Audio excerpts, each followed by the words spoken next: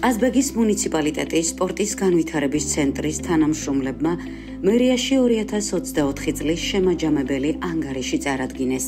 ცენტრი მთელი წლის განმავლობაში ზრუნავდა სპორტული პროგრამების გაძლიერებაზე, ჯანსაღი ცხოვრების წესის პოპულარიზაციასა და სპორტის სხვადასხვა სახეობის განვითარებაზე.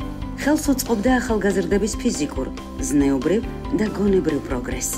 ჭიდაობის, რაგბის, ტანვარჯიშის, კლდეზე ცოცვისა და ფეხბურთის წრის მოსწავლეები წარმატებით ასპარეზობდნენ საერთაშორისო, რეგიონულ და ადგილობრივ ტურნირებში. ცენტრის ორგანიზებით მოსწავლეები სასკოლო ოლიმპიადაშიც იღებდნენ მონაწილეობას. აღსანიშნავია ადგილობრივი გუნდების წარმატება სარაგბო და საფეხბურთო ფესტივალებში. გუნდური და პერსონალური პირველობა თავისუფალი სტილით ჭიდაობაში.